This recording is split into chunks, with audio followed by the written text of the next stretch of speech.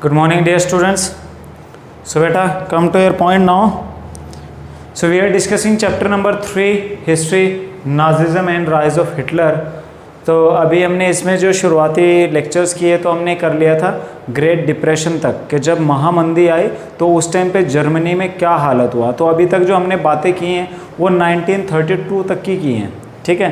तो अब हम चलते हैं हिटलर्स पावर यानी कि rise of Hitler power.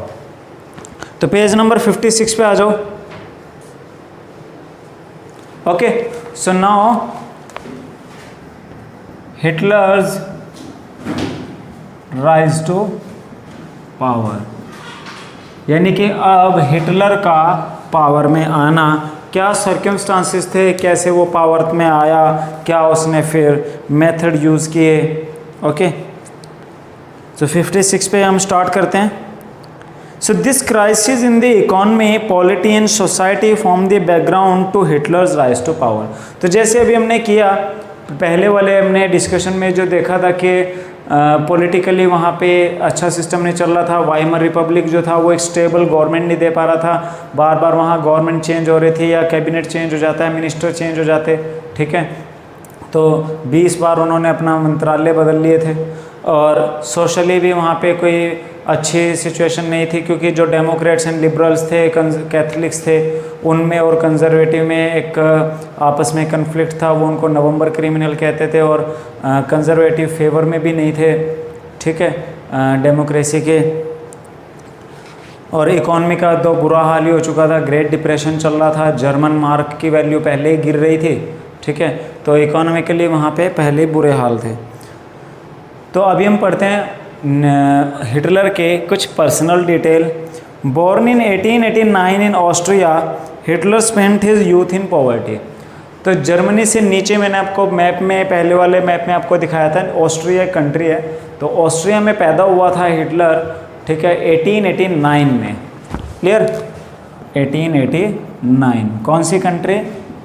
Austria, ठीक है। तो गरीबी में कोई अच्छी फैमिली से नहीं था हिटलर और गरीबी में इसका टाइम बीता है, जवानी गरीबी में बीती। When the first World War broke out, he enrolled for army, act as a messenger in the front। और जब वर्ल्ड वॉर शुरू हुआ तो उस टाइम पे क्या हुआ कि ये आर्मी में ज्वाइन हो गया और एक मैसेंजर वाला काम करता था, यानी कि इन्फॉर्मेशन लेके जाता था एक जगह से दूसरी जगह पे। But soon he became corporal. But उसने बड़ा अच्छा एक्टिव आदमी था, ठीक है, हिटलर, और दम रखता था, यानी कि क्या है कि उसके पास करेज था, हिम्मत रखता था। तो इसीलिए बहुत जल्दी जो उसने आर्मी में तरक्की की और वो कॉर्पोरल की पोस्ट तक पहुँच गया। And earn medals for bravery, और उसने ब्रेवरी के लिए काफ़ी मेडल्स भी जीते। The German defeat horrified him and Versailles treaty made him furious. तो जब जर्मनी हारा उसे बड़ा इस बात पे गुस्सा हुआ और स्पेशली जब ट्रीटी ऑफ वर्साई हुई तो उसमें तो उसको बहुत ज़्यादा गुस्से में आ गया वो। इन 1990 ही joined a small group called German workers party, ठीक है। तो क्या हुआ बाद में 1919 में वो क्या हुआ, जर्मन वर्कर्स पार्टी, ठीक है। तो जर्मन वर्कर्स पार्टी में ये क्या हुआ, शामिल हो गया। So he subsequently took over the organisation and renamed it national socialist German workers party, ठीक है। तो इसका क्या नाम रखा, बस उसने क्या किया, इसमें आगे नेशनल जर्मन सोशलिस्ट, ठीक है, national socialist German workers party. तो ये उसने क्या किया, उसका नया नाम रख दिया। So this party came to be known as Nazi party, और इसी पार्टी को क्या कहा जाता था, नाजी पार्टी कहा जाता था। In 1923, Hitler planned to seize control of Bavaria, march to Berlin and capture power।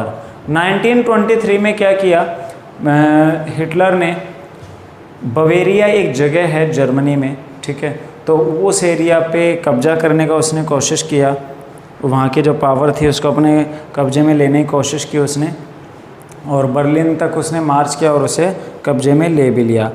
He failed, was arrested, tried for treason and later release. तो बट वो कामयाब नहीं हुआ, उसे गिरफ़्तार कर लिया गया, उस पर मुकदमा चला, ठीक है, बट बाद में उसे छोड़ दिया गया। The Nazis couldn't effectively mobilize support till the early 1930s। तो 1923 के बाद वो फिर 1929 में मेंबर बन गया जर्मन वर्कर्स पार्टी का, और उसने अपने पार्टी का नया नाम भी रखा, बट वो पार्टी को ज़्यादा सपोर्ट नहीं था उस टाइम पे, 1930s तक भी कोई सपोर्ट नहीं था। It was during the great depression that Nazism became a mass movement. पर ग्रेट डिप्रेशन के टाइम पे क्या हुआ, एक तो लोगों के पास जॉब नहीं था, अनएम्प्लॉयमेंट बहुत थी, भूख से मर रहे थे लोग, ठीक है, गवर्नमेंट बेबस थी, कुछ नहीं कर पा रही थी। तो जो नाजी पार्टी थी उसको अपना बेस बनाने का एक मौका मिल गया, और उन्होंने बहुत बड़े लेवल पे मास मोबाइलाइजेशन किया, सपोर्ट का, लोगों को अपने फेवर में इकट्ठा किया। As we have seen after 1929 banks collapsed and business shut down. तो लास्ट वीडियो में आपको मैंने ग्रेट डिप्रेशन के बारे में बताया था कि 1929 में क्या हुआ, ग्रेट डिप्रेशन के बाद बहुत सारे बैंक जो थे फेल हो गए, दिवालिया हो गए, कंपनीज फेल हो गई, ठीक है, तो उसकी वजह से क्या हुआ, एक फाइनेंशियल क्राइसिस जो थे वो वर्जन हो गए। Workers loss their jobs and middle class were threatened with destitution. और बहुत सारे कामगारों की जॉब चली गई, उनके पास काम नहीं थे, और जो मिडिल क्लास थी वो अपनी घटती इनकम की वजह से परेशान थी। In such a situation Nazi propaganda stirred hope of a better future. तो इस अब लोग जब परेशानी में होते हैं या फिर एक अफरा तफरी का माहौल हो, ठीक है, या जैसे सिचुएशन उस टाइम पे मंदी का माहौल, तो ऐसे केसेस में गवर्नमेंट के अगेंस्ट माहौल बनने में ज़्यादा टाइम नहीं लगता। वही वहाँ नाजी पार्टी को बड़ा सपोर्ट मिलना शुरू हो गया, उन्होंने अपने अपने प्रोपेगेंडा फैलाने शुरू किए, भाई हम ये करेंगे। उसने हिटलर ये कहता था कि मैं जर्मनी का जो पास्ट है, जो कि एक रिस्पेक्टेड पास्ट है, उसको अगेन लाऊंगा और दोबारा से जर्मनी को वर्ल्ड का एक इम्पोर्टेंट पावर बना के रहूँगा मैं। So the Nazi party got no more than 2.6% vote in Reichstag the German parliament. तो 1928 तक तो जर्मन वर्कर्स पार्टी के पास कुछ भी वोट नहीं था, ओनली 2.6% ही उसके पास शेयर था रिस्टैग यानी कि वहाँ की पार्लियामेंट का। बट 1932 में वो इंक्रीज़ होके कितना हो गया, अराउंड 37%। एकदम से मास चेंज उनको मिला। So by 1932 it had become the largest party, 37% votes, ठीक है। तो 1932 तक यानी कि 3 सालों में ही एक बहुत मेजर चेंज जो था वो हिटलर की पार्टी को देखने को मिला, और रिस्टैग में उनके पास कितना परसेंट वोट था, 37%, ठीक है। तो यहाँ पे आपको एक पिक्चर दिखाई दे रही है, उसमें आपने देखा है कि स्वास्तिका का सिंबल बना हुआ है, ठीक है, ये वाला, ठीक है। ये हिंदुइज्म में भी होता है, स्वास्तिक इसको बोलते हैं, और यही सिंबल हिटलर भी यूज़ करता था। So Hitler was a powerful speaker. अब हिटलर को इतना ज़बरदस्त सपोर्ट क्यों मिल रहा था, जबकि वो इतना गलत काम कर रहा था, ख़तरनाक काम कर रहा था, इतने लोगों को मार रहा था, फिर भी जो कुछ ऐसे उसके फॉलोवर्स थे अंधभक्तों की तरह उसका सपोर्ट कर रहे थे। वो ये भी नहीं देख रहे थे कि वहाँ पे और लोगों की जान जा रही है। सिर्फ क्या हो रहा था, हिटलर ने ये प्रॉमिस किया, ये बोला कि मैं जर्मनी को स्ट्रॉन्ग बना रहा हूँ, मैं अपने जर्मनी को फिर से पहले जैसा बना रहा हूँ, और इसके लिए क्या चाहिए, इसके लिए मुझे जो प्योर जर्मन्स हैं वो चाहिए जो कि स्ट्रॉन्ग है, ठीक है भाई। ये बीमार लोग या हैंडीकैप्ड लोग हमें नहीं चाहिए, या ज्यू यहूदी। उसने माना कि जो ये ज्यूज़ हैं ये हमारे जो क्रिश्चियनिटी में आते हैं, ईसा मसीह जीसस क्राइस्ट, भाई उनको यहूदियों ने मारा था, ठीक है, उन्होंने सूली पे चढ़ाया था, तो सूली पे चढ़ाया था उनको। तो इस वजह से क्या हुआ कि वो उनको अपना दुश्मन मानते थे। तो लोगों, जब हिटलर उन लोगों को मार रहा था तब भी जो नाजी सपोर्टर थे उसको ब्लाइंडली सपोर्ट कर रहे थे हिटलर को। तो इतना एकदम से इतना ब्लाइंडली सपोर्ट क्यों मिल रहा था, क्योंकि हिटलर एक बहुत अच्छा स्पीकर था, बोलना उसको बहुत अच्छा आता था, और जब वो लेक्चर देता था तो लोग एकदम उसके लेक्चर से प्रभावित हो जाते थे। His passion and his words moved people. He promised to build a strong nation undo the justice of Versailles treaty and restore the dignity of German people, ठीक है। उसने क्या किया, उसने प्रॉमिस किया लोगों को कि will build a strong nation, वो एक मजबूत देश बनाएगा यानी जर्मनी को, and undo the justice of injustice of Versailles treaty, in यानी वर्साई ट्रीटी में जो एक बेइज्जती भरी शर्तें लगाई थी जर्मनी पे, ठीक है, तो वो बेइज्जती का मैं बदला लूँगा। He promised employment for those looking for work and a secure future for youth, और उसने प्रॉमिस किया कि भाई जो लोग काम करना चाहते हैं उनको काम मिलेगा, ठीक है, और जो यूथ हैं, नौजवान लोग हैं, उनका फ्यूचर जो है वो सिक्योर किया जाएगा।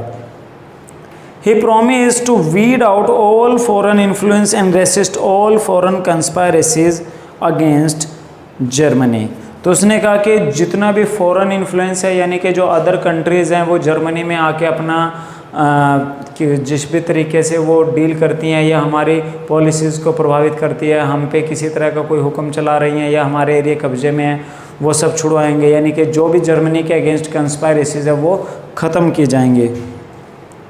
Hitler devised a new style of politics, उसने एक नए तरीके की पॉलिटिक्स शुरू की, ठीक है, बड़ी बड़ी रैलियाँ करता था वो, ठीक है, यानी ज़्यादा से ज़्यादा लोग इकट्ठा हों और उसके झंडे बैनर लेके चलें, ताकि जब लोगों को दिखे भाई इतने लोग इसके साथ हैं तो जो न्यूट्रल लोग हैं वो अपने आप उनके साथ आने लग गए। So he understood the significance of ritual and spectacle in mass mobilisation, उसने रिचुअल्स यानी कि रीति रिवाज, ठीक है, हर वो तरीका इस्तेमाल किया जिससे लोग उसके साथ जुड़ सकते थे, ठीक है। Nazi held massive rallies and public meeting to demonstrate the support for Hitler, और नाजी क्या करते थे, बड़ी बड़ी रैलियां करते थे, पब्लिक मीटिंग्स करते थे ताकि वो लोगों को ये दिखा सकेंगे देखो हिटलर का कितना सपोर्ट है। And instil a sense of unity among people, और वो ये ऐसा शो करते थे भाई हिटलर को इतने लोग सपोर्ट कर रहे हैं और हिटलर ही जर्मनी को बचा सकता है, ठीक है, और जो लोग हिटलर के सपोर्ट में नहीं आ रहे इसका मतलब वो जर्मनी के सपोर्ट में ही नहीं है। The red banners with swastika, the Nazi salute and ritualised rounds of applause after the speeches were all part of this spectacle of power. तो रेड बैनर्स और स्वास्तिका, स्वास्तिक के जो लाल झंडे थे जो कि ऊपर फर्स्ट पिक्चर में आपको दिख रहे हैं, ठीक है, जो लोग लेके चलते थे रैलीज़ में, एंड नाजी सल्यूट, ठीक है, सब जो है एक जब भी हिटलर स्टेज पे आता था तो सब लोग क्या करते थे वहाँ पे सल्यूट करते थे, ठीक है, उसको कहते थे भाई नाजी सल्यूट, हर बंदा वहाँ पे क्या करता था, सल्यूट करता था। वो क्या कहता था कि देखो कितना यूनिटी है लोगों में, भाई हर बंदा एक टाइम पे सल्यूट कर रहा है, ठीक है। And ritualised round of applause after the speeches, और जब भी उसकी स्पीच ख़त्म होती तो सबके लिए ताली बजाना ज़रूरी होता था, सब ताली बजाते थे, अपलॉज करते थे, नारे लगाते थे, ठीक है, ताकि यानी वो क्या था, वो उसके एक पॉलिटिक्स का हिस्सा था। So Nazi propaganda skilfully projected Hitler as a messiah, तो नाजियों ने अपना जो प्रोपेगेंडा है बड़े स्किलफुल तरीके से चलाया, लोगों के मन में ये बात बिठा दी कि हिटलर ही तुम्हारा मसीहा है, हिटलर ही तुमको बचा सकता है, जर्मनी के लिए बस अब हिटलर ही ऑप्शन बचा है और कोई ऑप्शन है ही नहीं है।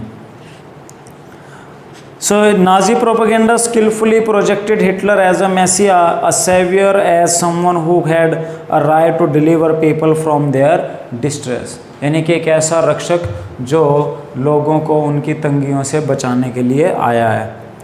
So it is an image that captured the imagination of a people whose sense of dignity and pride had been shattered and who were living in a time of acute economic and political crisis।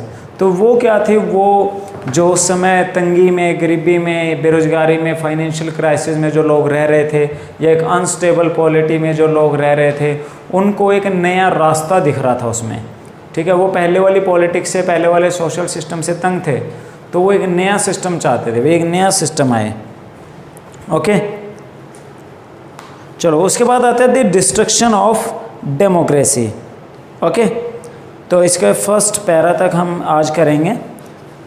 तो क्या हुआ, ये तो अभी हमने क्या किया है, जो हिटलर है उसके बारे में उन्होंने कैसे अपनी पार्टी को पॉपुलर बनाया, किस तरह से वो धीरे धीरे पॉलिटिक्स में आए और लोगों ने उनको सपोर्ट करना शुरू किया।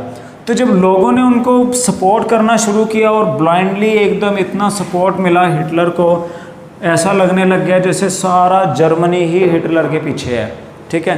तो उन्होंने क्या किया, धीरे धीरे गवर्नमेंट पे पावर जो है वो हिटलर के पास आ गई, बट उसने जो पहले डेमोक्रेसी बनी थी उसको ख़त्म करना शुरू कर दिया। तो इसमें हम पढ़ेंगे the destruction of democracy. On January 1933, President Hindenburg offered the chancellorship, the highest position in the cabinet of minister, to Hitler।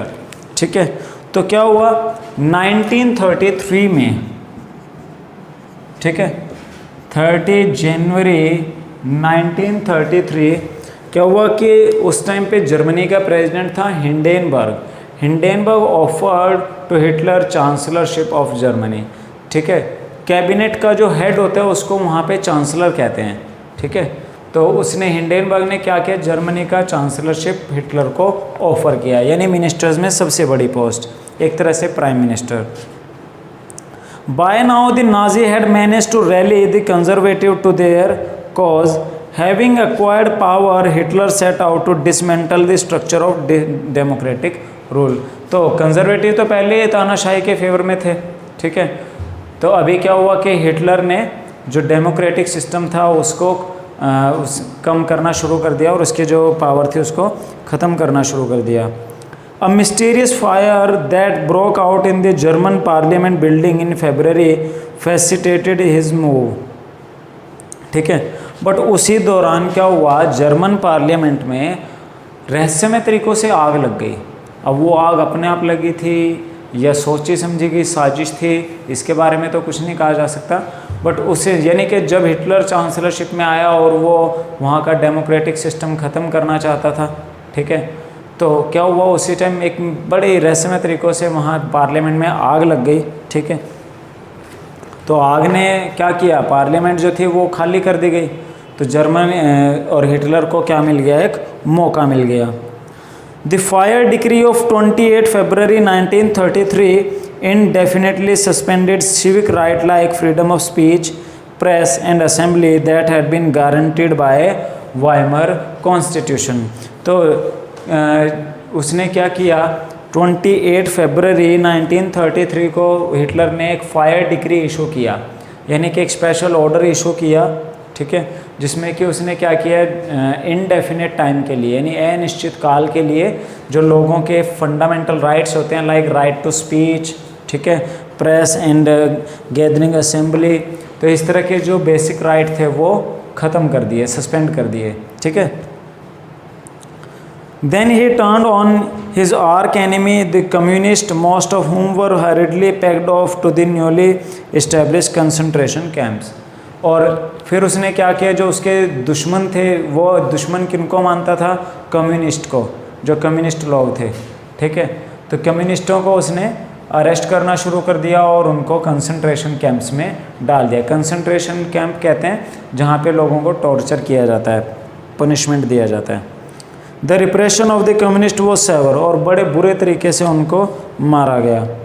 Out of the surviving 6,808 arrest file of Dusseldorf, a small city of 500,000 population, 1,440 were those of communist alone, ठीक है। तो क्या हुआ था कि डसेल्डॉर्फ से जो लोगों को अरेस्ट किया गया था, तो उनमें से 1440 लोग तो सिर्फ क्या थे, कम्युनिस्ट थे। They were however only one among the 52 type of victim persecuted by Nazi across the country, ठीक है। तो यहाँ से क्या हुआ कि उसने जो उसके यानी कि पहले तो उसने डेमोक्रेसी ख़त्म कर दी, पार्लियामेंट में आग लग गई, ठीक है, उसने लोगों के जो फंडामेंटल राइट थे वो ख़त्म कर दिए, यानी सारी तरफ से पावर जो है वो अकेले हिटलर के पास आते जा रही है। पार्लियामेंट नहीं है, लोगों को बोलने का अधिकार नहीं है, जो उसके विरोधी थे यानी कि कम्युनिस्ट, क्योंकि वही हिटलर का विरोध करते, उन सबको उसने कंसंट्रेशन कैंप में डाल दिया, ठीक है। चलो आज यहीं तक करते हैं, बाकी फिर हम कल करेंगे, ठीक है। तो बेटा ये हमारा आज का चैप्टर था, ओके। आई होप आपको समझ आया, और बाकी आप जो होगा हम कल करेंगे, ओके बेटा। Thank you so much.